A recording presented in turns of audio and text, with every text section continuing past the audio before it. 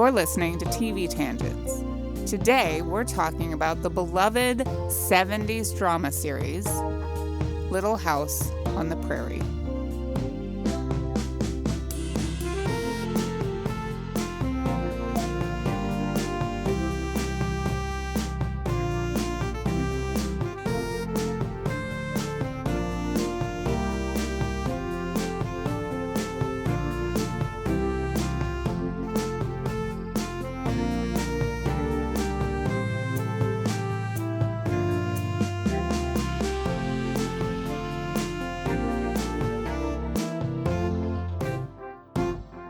Welcome, Natalie. Hi, Rebecca. We have been immersed in the world of Little House on the Prairie for several months. I started right around Christmas. Yeah, which was great because we had a couple of snowstorms. Yes. Random storms, yeah. And every time we had some crazy snowstorm or blizzard, I just thought of Pa Ingalls trying to save children. Trekking through the abyss and trying to find, we know how privileged we are to live in a society where we don't have to worry about a lot of things when it comes to necessities of life. And when you watch this, you're like, you can't just do certain things. Right. And so, it is kind of funny because I would watch it during the winter. And so when blizzards happened and there were storms and things, you're like, oh my God, no one's ever going to find us. We're going to die in the cabin in the woods. It's a dust storm. Yes. We actually had a freaking dust storm. And I was like, Pa's got to find the kids. Yep. And everybody I know, too, has been doing random things. And a friend of mine sent me a video because she lives out in the middle of nowhere. And she was even like, oh, it's like Little House on the Prairie out here. I was like, hey, I'm watching that right now. I was gaze out the window like I'm Caroline Ingalls. Mm-hmm. And I'm pretty sure I had some conversation with someone that was unrelated. I was just like, well, if we went back to the Little House on the Prairie days, I would just trade you eggs for whatever. Right? For you to come do work at my house. That's how that works. Truth. So, yeah. Truth. Yes. So we're going to drop into a typical American household on the evening of March 30th, 1974, which was the premiere of Little House on the Prairie. Yes. Picture wood-paneled walls, brown carpet, yes, an itchy Davenport sofa, probably floral, and a TV with rabbit ears on a rickety metal TV stand. Yes. There's probably also a yellow glass ashtray on the end table. Oh, for sure. Probably for guests or whoever. Mm-hmm. It's 8 p.m. in the Midwest, and we just finished watching MASH, which was a rerun. Oh, of course. Usually we watch Mary Tyler Moore and the Newhart Show, but tonight we're switching to NBC for a TV movie called Little House on the Prairie. Nice. And this is the pilot episode of the series. Yes. Obviously, this premiered in 1974, and you and I, neither of us were born then. I was born in 77, and I remember watching Little House on the Prairie when I was young.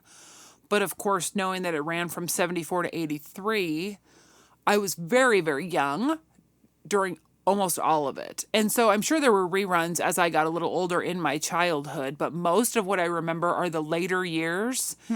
Especially, I remember little things here and there. There, of course, as of all TV shows, I remember traumatic things. Like I remember about Mary, basically going blind. I was like, okay. So I remember those things, but a lot of my memories are from I thought Laura was like a teacher a lot longer because I was like, that's kind of, because of course that was later on. So I remembered that. There wasn't a lot I didn't know. And I've never read the books. I've never read the Little House books. I think my sister did. Yeah, my sister read them. And so you always know TV shows are way fabrications of, a real life novel. And I kind of read a little bit about that anyway. But, I was kind of I was just interested to see, and I looked up a lot of stuff about the place that things happened. But the pilot episode was interesting. I didn't realize that is technically her whole first book, Little House on the Prairie, was just the first pilot episode. And it was crazy because they left the big woods in Wisconsin, right? And end up having to build a house Yeah. in the middle of nowhere. And I loved the part I loved about that. And I remember this from the very first episode. Charles didn't want to be around. It was getting too peoply in the big woods. Feel you, Charles. Too saturated, apparently, like that they couldn't have their own like space. Yeah. So they ended up going to Kansas, I believe, is where they are in the pilot. And as they're leaving, though, I'm not going to lie, when I'm watching this, first of all, the fact that they make Jack the dog walk behind the covered wagon. Right. I get it. He's an animal and things are different. Not like how we treat dogs today, where they're basically, I'd let my dog use the car if he needed to. But I just was like, I'm watching this and it didn't dawn on me to think like I knew Jack was around. I thought they let him drown in the river as they're making their way. First of all, I'm like, if you're going to go across the river, isn't that the point? You're like, you put the dog in the wagon. Put the dog in the wagon. Yeah. No. Yeah. Apparently not so much Charles. Yes. Although Charles then almost drowned under the wagon at one point too. So it was like, oh my gosh. I too was like, are you going to go back for that dog? I know. And then then they couldn't find him. And then he somehow made it to them because, you know, he loves them and he found his way to them. But like, oh dear God. So yeah. But they find their way to their little space where they were basically Caroline and Charles build the house. Yeah. And eventually they meet Mr. Edwards, who helps Charles a little bit too. Mr. Edwards, such a sweet man. Like you said, it's based on the Little House books by Laura Ingalls Wilder, who wrote about her own family and their struggles on the prairie and all that stuff. The show follows them to Walnut Grove, Minnesota in the 1800s. Walnut Grove says it's founded in 1840. Yeah. I remember that from the last episode that I watched today. I watched the final episode. Yes. And it's a cute little town. Very cute. And you can apparently visit it. Yeah. So first of all, I want to live in Walnut Grove like right now. But yeah, I remember, you know, I've been to Minnesota multiple times. We live close to Minnesota. And I remember seeing places, and I feel like the place I saw, there was like a neighborhood or I guess it's technically like a suburb of Minneapolis called Maple Grove. I was like, oh, kind of like Walnut Grove. And I always knew that there was like based on real stuff. I just didn't know. And now I'm like thinking that you and I need to go on a road trip and try all these places. We need a lot of road trips. Yeah. A lot of road trips. I'll add this to the list. The series was developed by Blanche Hannelis and produced by Ed Friendly, and it was executive produced and largely directed by Michael Landon, who, of course, plays Charles Ingalls, and apparently was very strict on the set. I heard that they actually wanted him just to be the producer, and then he kind of insisted on playing Charles Ingalls. Yeah, and he did a lot of the casting and all that stuff. I also watched it very young, and I remember, I don't know if I watched it in reruns, but I only remembered the very early seasons of the show. I didn't remember Nellie not being part of the show. I didn't remember Laura as a teacher, but I obviously remembered Mary going blind because that's the key thing that I think of when someone mentions the show. Oh, absolutely. Because she supposedly lost her sight from scarlet fever, which is how the real Mary lost her sight. But it's been discussed in recent years that it wasn't actually scarlet fever that would have made her lose her sight. Yeah. That she had something else going on. But I remember when that episode aired, I thought I was going to get scarlet fever and be blind. I 100% didn't know it was scarlet fever, and I always thought, like, what if I go to bed and then one time I wake up and I can't see? And you're blind. I mean, that's traumatic that, watching that probably at a young age that we were at the time. Like, it would have been, that is very traumatizing. So I have always thought that way, too, that she just went to sleep one, because I didn't remember any of the circumstances around it. And of course, in the show, she's like, has to get glasses, and then there's a progression, and then her eyes are getting more and more tired, they kept kind of saying. And so, yeah, I don't remember any of that because, of course, it wasn't as traumatic as just seeing that episode. And I sure thought, yeah, I'm going to go to bed one night and then wake up and not be able to see. Well, I thought if I get a really high fever, I'm going to be blind. And also, my sister told me that Mary's eyes were that blue because she was blind. We, as kids, would just make up stuff to tell each other. And you know what's interesting is watching the first few seasons when she's not blind. I was so used to seeing her. She does a really good job of being a blind person as an actress. So in my head, that maybe that's why, because I'm like looking at her in the first few seasons and I'm like, her eyes are weird. I'm like, because she's supposed to be blind. Because then I was like, I always thought, again, when I was young, oh, what did they put in her eyes to make her look blind? I mean, but so Melissa Sue Anderson has piercing blue eyes, and I've seen her pictures as an adult, and her eyes are still so interesting. And I don't know if it's just that from my childhood of thinking like, oh, she's blind, her eyes look different.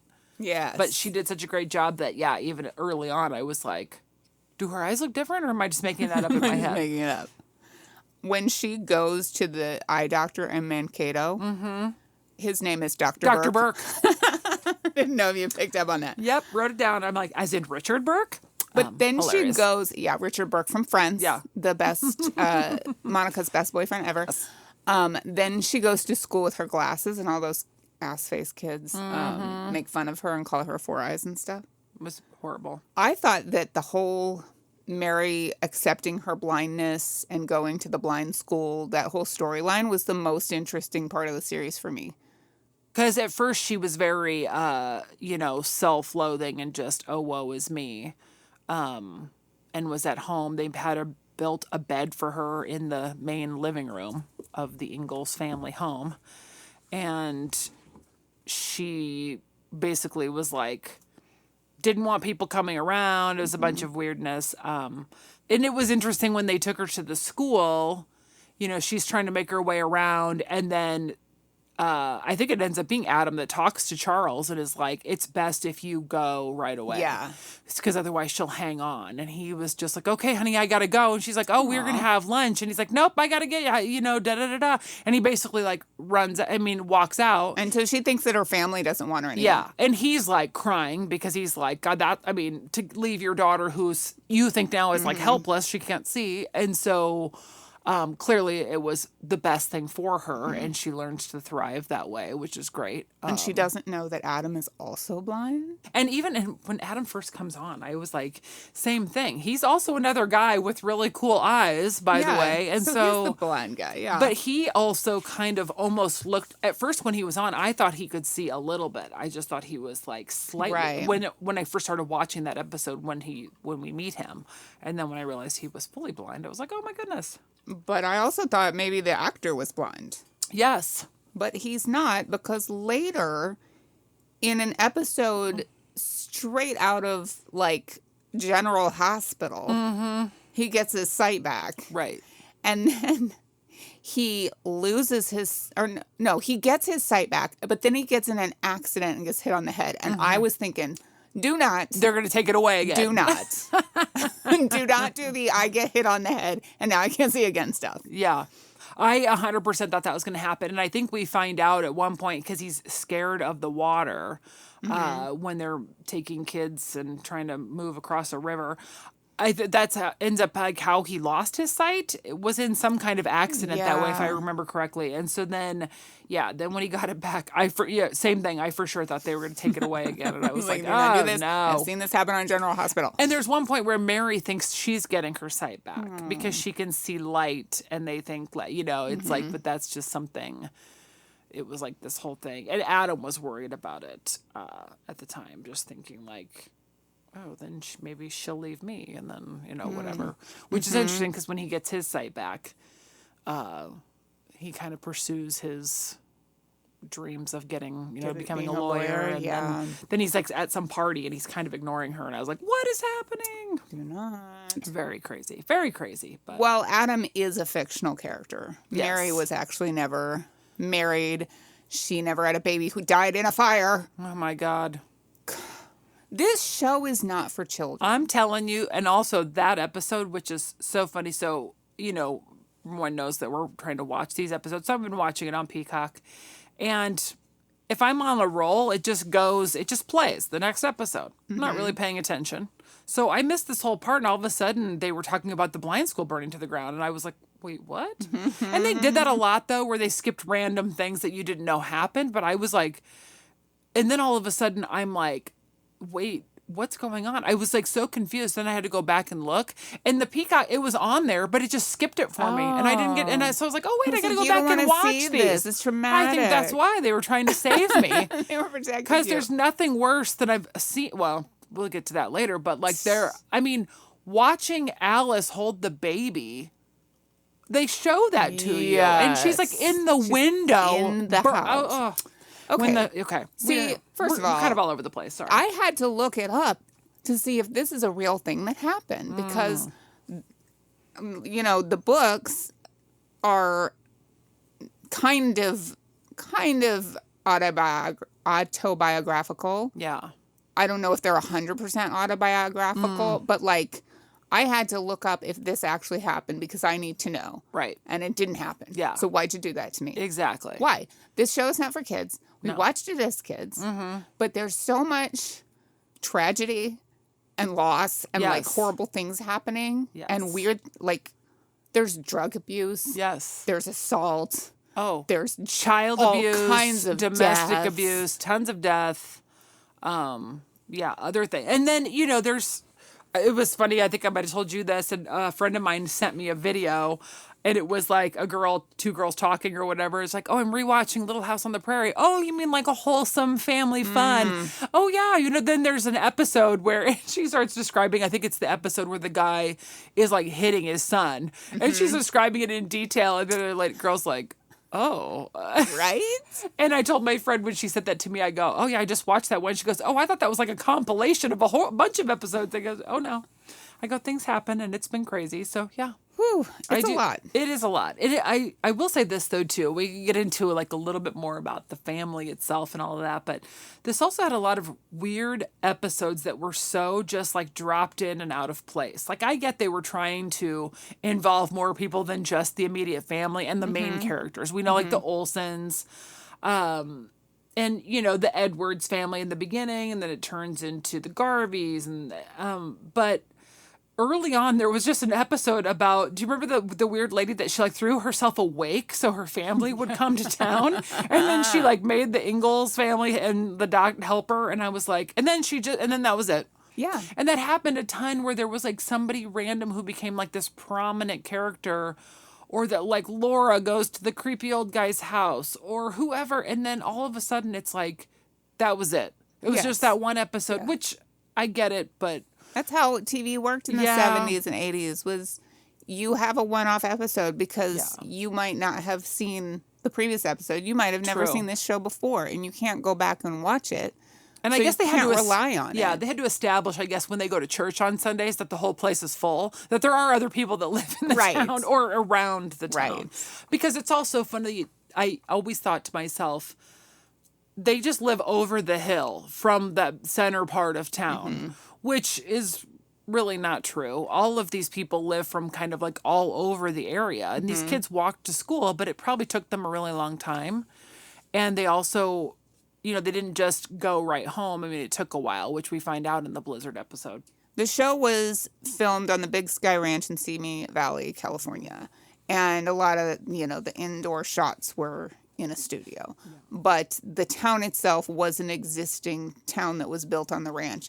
And Melissa Gilbert said that your trailer would be outside of the town. And then you would walk over the bridge and you would be in Walnut Grove. And she said, they put on the costumes, which were period correct. And so it was like hot in the summertime and miserable. But when they walked over the bridge, they had that feeling like they were in Walnut Grove in the 1800s. Oh, interesting. Which when I was like 12 was like my dream. Yes. Was like just to, I don't know. Be right in that town. I want to be in that town right now. Like that would be so cool. Yeah. Yeah, I always love that. it's like the way it was established. And it was so funny to me. Like, so the Olsen family, of course, they own the mercantile in the town, and they're right there in like the center of things. You know, the school / church is right there, and then there's the mercantile. And in the beginning, other than like the lumber mill, and there really wasn't much else early on. And so it's interesting to watch it develop, and also over time where they're like, early on when they had to go find a job and like crops would go down because of some big storm, and then the guys would have to figure out how they're going to go make some money. Oh, well, we have to, in the beginning when they had to go to Sleepy Eye, that was like a 4-day trip, and then pretty soon everybody's going to Sleepy Eye, it seems like every day. And I was like, okay, I get it, you have to make something closer. And then, eventually like a stagecoach comes around, and there's an easy way to get to the train and all of that. So they had to make things more interesting as they went along. Early on, it was a big struggle. And a lot of stuff happens that was way more dire, I guess, too. And I mean, people... When they lose their crops to the hailstorm? Oh, yeah. And it's like... hailstorm? And then they're like, how are we going to eat? Yeah. And it's just like that kind of crazy stuff happened where... Or like, yeah, they made the one trip and they got caught in the blizzard. And, it's like Caroline packs enough food... And then, oh God, but now we're stuck in a blizzard. So I hope we can make this soup last. And I'm like, oh dear God, like, yeah, you really, back in the day, you just...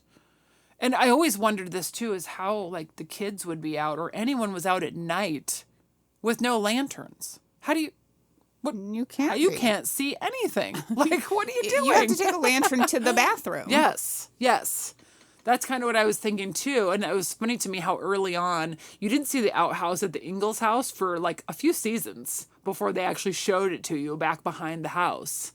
And then this will always stick with me, but way towards the end, like one of the last couple seasons, they get snowed into the Ingalls house and they're reminiscing about years past. And it's like Mary and Adam are there, Laura and Monzo are there, and then all the kids. And at some point, like literally they open the door and the snow is covering the entire door. And at one point, Charles has to snowshoe out the girl's bedroom window over to the barn to get the presents. And the whole time I'm thinking, then how can anybody get to the outhouse? Right? How you going to go to the bathroom? What are they doing to go to the bathroom?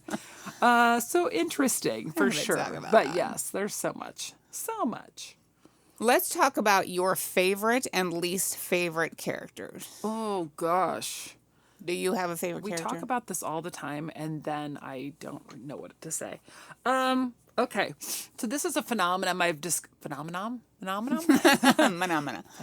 discovered over time, and I think we've talked about this, is that being the age I am now and watching old shows, how I tend to relate more with the people who are our age-ish on those shows.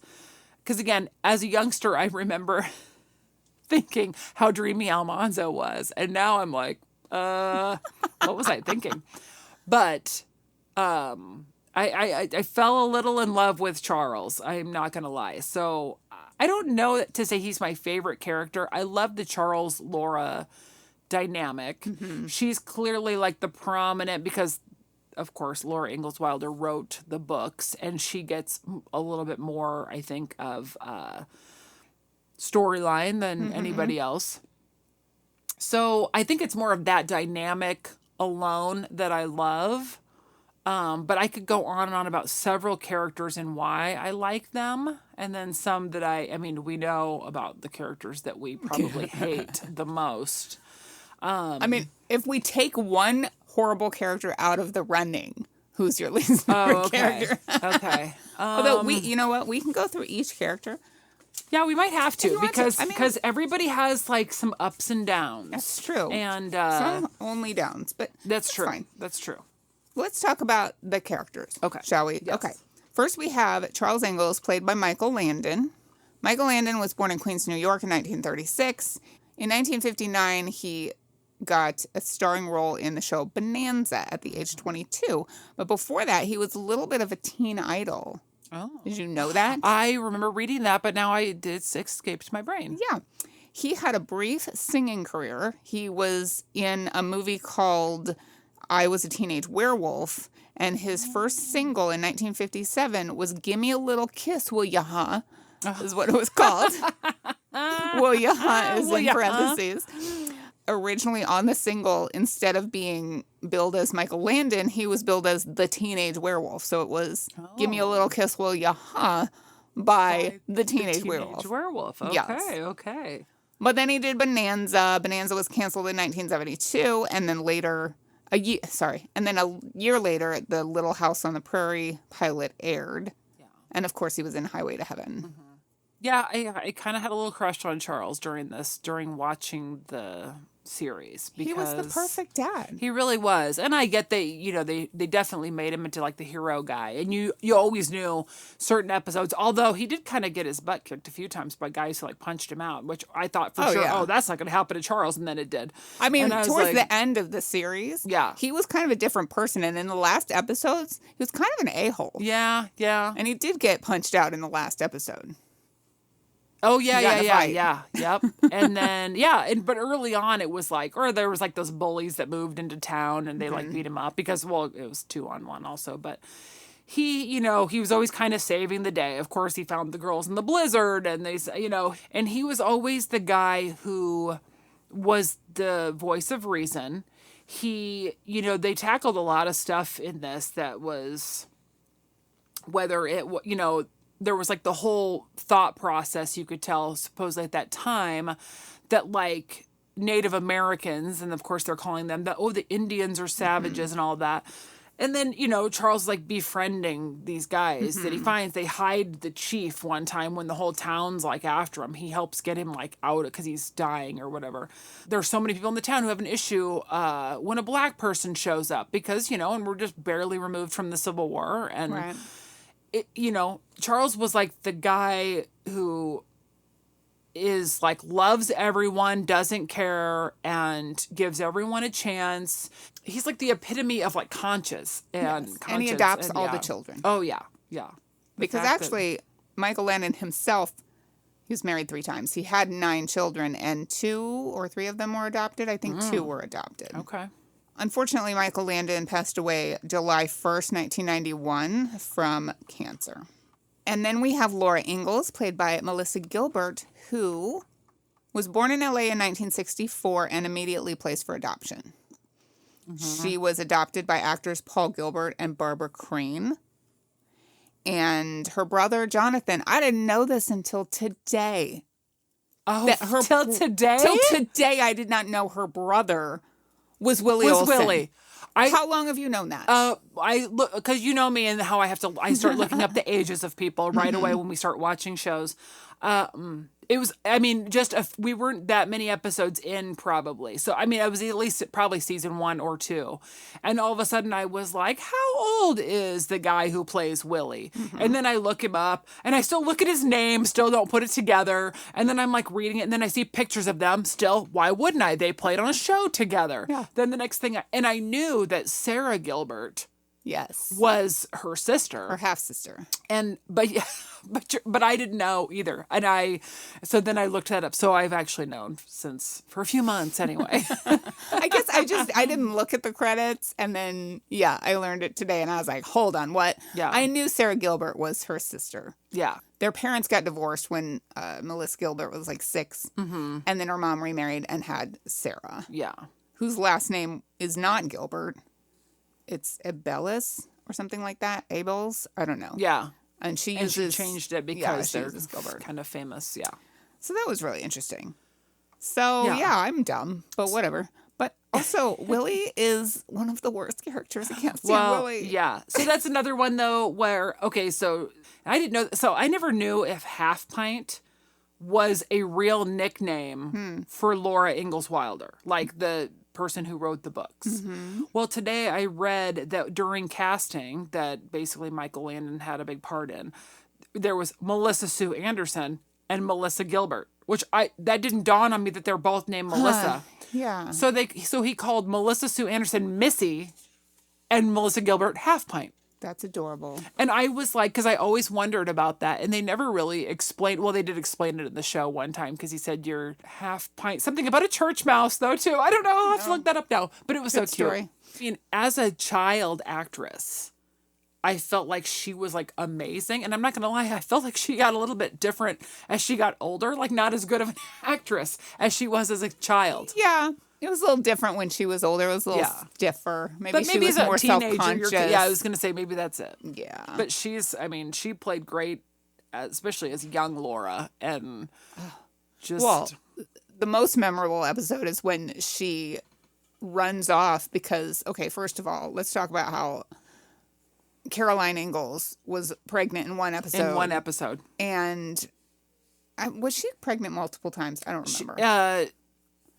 Yes, two different times in the series. Because she had a baby. Yeah. But she was pregnant in one episode. It wasn't like we see a season of her pregnant. No. Like we would in any other show. Yeah. So she was pregnant for one episode. She had the baby was born, and the baby died. It was Charles Jr. Yes.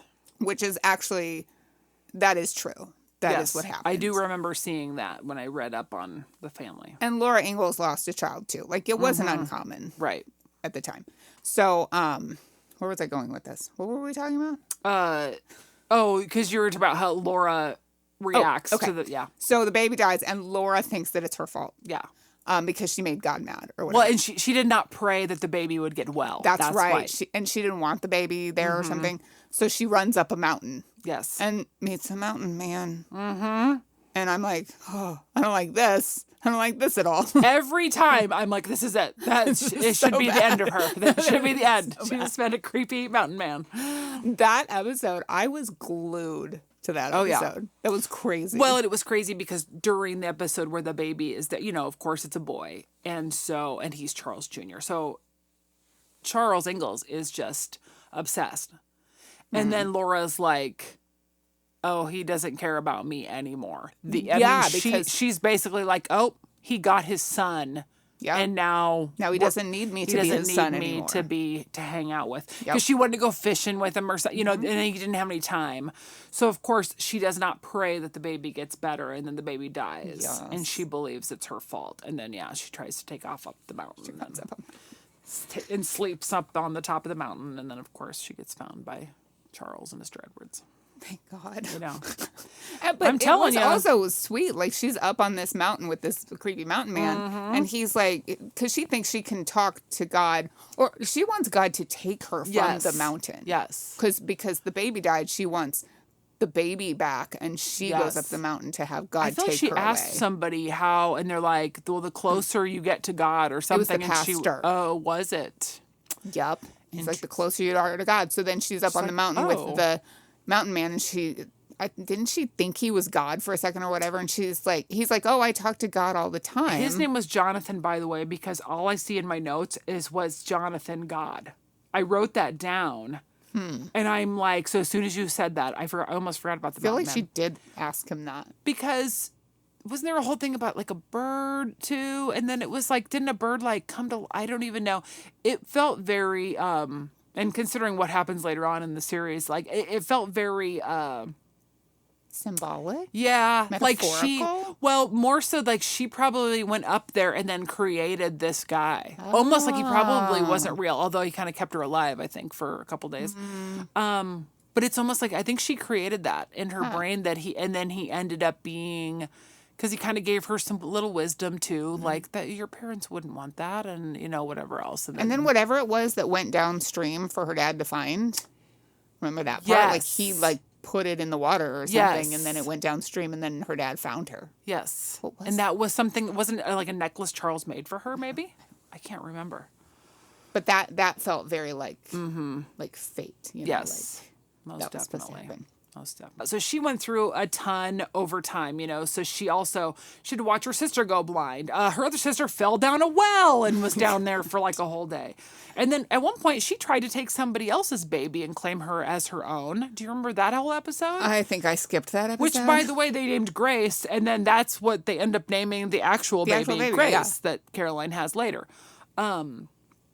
And I also love too, like, she wasn't very good with, like, you know, I mean, especially when she was still young. And I get kids did a lot more when they were younger back then and watched their siblings. She was left to watch, like, both Carrie and Grace when Ma and Pa were doing something. And I was like, that's probably not the best idea. She's not the most responsible little girl. But wasn't she watching one of Mr. Edwards' kids when they had the plague or whatever it was that they No, she snuck over there That's because she right. thought she had it too. Yeah. And she ended up with That's right. poison 'Cause ivy. They were all sick. They all had typhus or whatever it was, and they were like, yeah. So much. So then Karen Grassel plays Carolyn Ingalls, aka Ma, and she was born in 1942 in Berkeley, California, and she was a Shakespearean trained actress. I saw that she didn't have a ton of experience, and he just thought Michael Landon thought she looked like the perfect like pioneer woman. She does look like the perfect pioneer. She woman. does. And I always thought she's like so. I just always like loved her, and I always thought she definitely is just like she's like everyone's mom. Like she was so. She was so strong. Good at She that. knew how to do everything. She always stood up to Charles when she needed to, Yep. and she always stood up to Mrs. Olsen. Oh yes. I love those two. Yes, They that had was like this toxic frenemy relationship where they cared about each other, but they also hated each other. yes. Excellent. And I literally wrote down because I remember an episode where she went into the store, so they would bring eggs in, and Mrs. Olsen would buy them. And she'd go through the eggs. And then at one point, she tried to tell her that the brown eggs get less than the white eggs, which is hilarious because now brown eggs are the ones that are like, well, you know, if you get like multicolored eggs, it's because they're probably organic. And you have to pay more. But yeah, she would like do all that and be like, Nels, I'll take care of this. And then like just trying to be a bully like Mrs. Olsen does throughout the whole thing. But yeah, and no matter what, but Caroline was always like the bigger person. Like when they went camping and all the different things, like they're always helping them out, even though that whole, other than Nels, the whole Olsen family, not Nelson, Olsen family were bullies. They were bullies. And at first I thought Nels was like the good one in the family and that he was just like unfortunate to be married to Harriet. But then that was proven to be wrong, that he was also just awful because they spoiled the crap out of their children because Yeah. they were like the richest people in town. Yeah. Nels and Harriet, so toxic. The Olsens. There was an episode where he wouldn't let her eat because her cousin was coming to town, and it That's was right. like her pretty cousin, and so she felt judged, and she didn't like. She wanted to be skinny like her cousin, and Nels was like, "Yeah, you should be skinny." So he would not let her eat anything. And then when the cousin showed up, she wasn't skinny anymore, and so Harriet was super happy, and she's like, "Let's go eat a bunch of food." And then Nels got so mad that he got in the stage and rode away.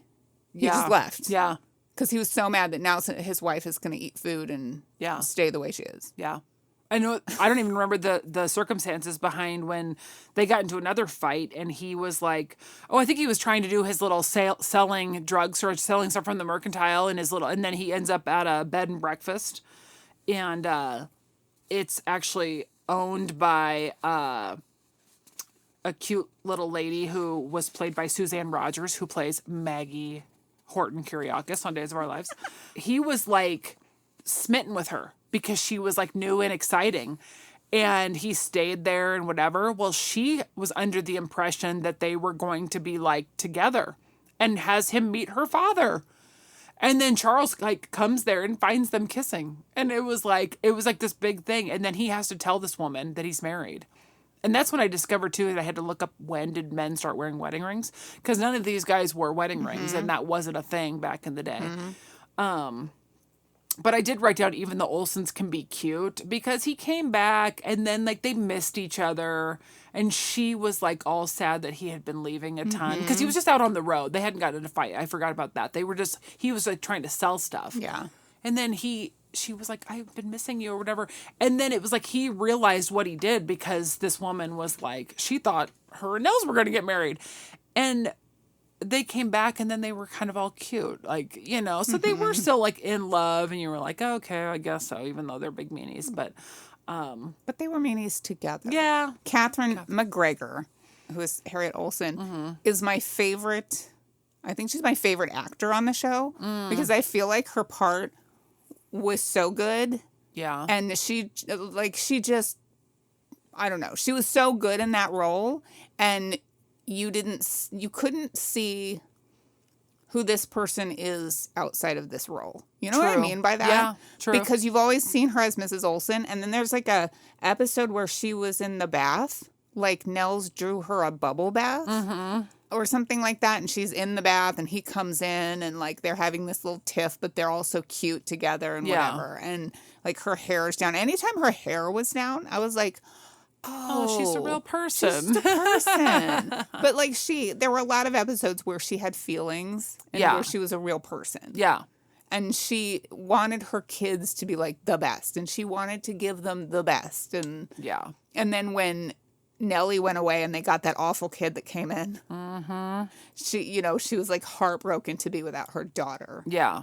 And it was kind of like her, that was like her identity as the kids. I mean, she did everything for those kids. And so you do find out that's really why. I mean, she wanted power, and, when she thought anybody was coming to town that was going to have class, and she, 'cause she's around all the farmers all the time. She, like a little stuck up, but you're right. There were times where she had moments of, what do you call it? Just like humility. Yeah. And so you're right. Same thing. She wanted to be friends with Caroline. She did. She loved when she came around. Nels, as weird. I mean, he had a lot of great moments, though, where he sided with other people against Harriet or helped them do certain things. Like he,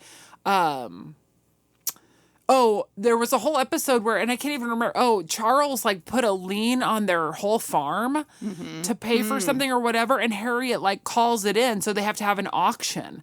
And they set it up so that they made it where all the guys from the town, all the friends, like Jonathan and Doc Baker and whoever came to bid on stuff, like really lowballed. Yeah. And they Nels bid like a penny. Nels stood at the front of the town and told people the auction was canceled. Nice. So that they could get away with it, and Harriet wouldn't know. And so he did do a lot of stuff on the sly to be like a better person, even though he did have his moments too. Well, it was still their community, and they, Yeah. That's cute. Yeah. I have bad news. This happens sometimes. Uh-oh. We run out of time. We're running out of time. And we don't want to go too long because we have so much more to talk about. We're not even scratching the surface.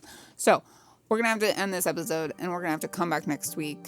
I like it. And talk more about Little House. If you haven't watched Little House recently, go watch it before next week's episode so that you can, You can catch up and reminisce with us as well. And if you remember it as a kid's show, girl. Sorry to break it to you. Goodness. You're going to be shocked. Yes. Okay, let's wrap this up. All right. See you next week. Wrap it up.